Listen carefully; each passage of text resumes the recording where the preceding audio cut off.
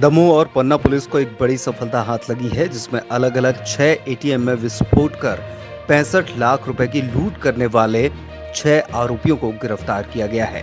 पन्ना और दमोह पुलिस ने संयुक्त रूप से प्रयास कर इन्हें गिरफ्तार किया है। सागर रेंज के आईजी अनिल शर्मा द्वारा पत्रकार वार्ता में पूरे मामले का खुलासा किया गया। उन्होंने बताया कि गिरफ्तार किए गए आरोपियों में से एक आरोपी सिविल इंजीनियर है, जो मुख्य आरोपी माना जा रहा है। इसके अलावा अन्य आरोपियों को गिरफ्तार किया गया है। आरोपियों के कब्जे से 2 लोडेड माउजर, सीसीटीवी कैमरा बंद करने के लिए उपयोग किए जाने वाले स्प्रे, डेटोनेटर, कलर प्रिंटर, 3,50,000 रुपए के नकली नोट, 3 बाइक, 2 मोबाइल, 1 लैपटॉप, 8 जिंदा कारतूस सहित गमछे वगैरह बरामद हुए हैं। आरोपियों ने 6 जून 2019 को पहली घटना जबलपुर जिले के नौनसर एटीएम में की थी। इसके बाद 25 अक्टूबर 2019 को कटनी जिले के बाकल गांव में, 22 जनवरी 2020 को जबलपुर जिले के मझौली, 6 मार्च 2020 को दमोह जिले के पटेरा थाना के देवडोंगरा में, 17 मई 2020 को हिनोता कला दमोह में ब्लास्ट किया था। सभी जगह मिलाकर 65 लाख रुपए की लूट की गई थी। इस पूरी घटना में मुख्य आरोपी देवेंद्र पटेल, ग्राम खजरी सहित आरोपी जागे और जागेश्वर, संतोष पटेल, छोटू और नितेश, जयराम और राकेश तथा परम लोधी को गिरफ्तार किया है। सागर रेंज आईजी अनिल शर्मा ने बताया कि आरोपीगण घटना के पहले आसपास रेकी कर लिया करते थे। एटीएम में कैश डालने जा रहे व्यक्ति की रेकी भी करते थे और अनुमान के आधार पर एटीएम मशीन में कैश डाले जाने के बाद रात में गार्ड के आने के पहले एटीएम में प्रवेश करके डेटोनेटर लगा देते थे और बाद में मोटरसाइकिल की बैटरी से विस्फोट कर एटीएम मशीन को क्षतिग्रस्त कर देते थे और कैश लेकर फरार हो जाते थे।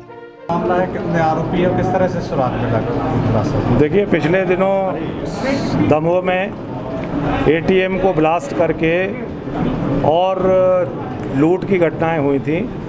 इसमें आरोपियों द्वारा एटीएम को डेटोनेटर से ब्लास्ट करके तोड़ दिया जाता था और उसमें जो राशि रहती थी उसको चोरी या लूट करके ले जाते थे।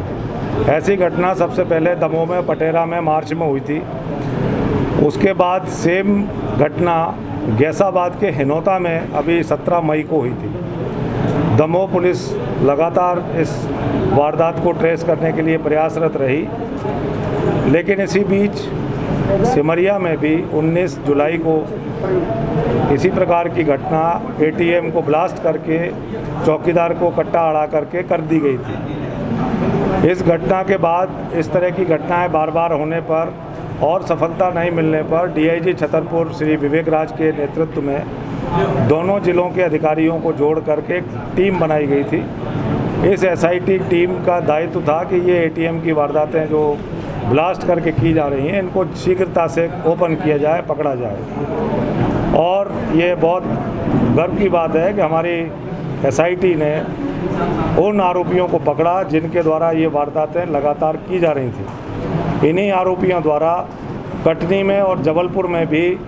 पिछले साल जून में और अक्टूबर, नवंबर, दिसंबर में भी वारदातें की जाना कबूल किया है। दमोह में और पन्ना जिलों की दोनों वारदातों में 46 लाख रुपया इस एटीएम ब्लास्ट के द्वारा इनके द्वारा लूटा गया, चोरी किया गया, जिसमें से आरोपियों को पकड़ने के बाद 25,50,000 रुपया जब्त हो चुका है।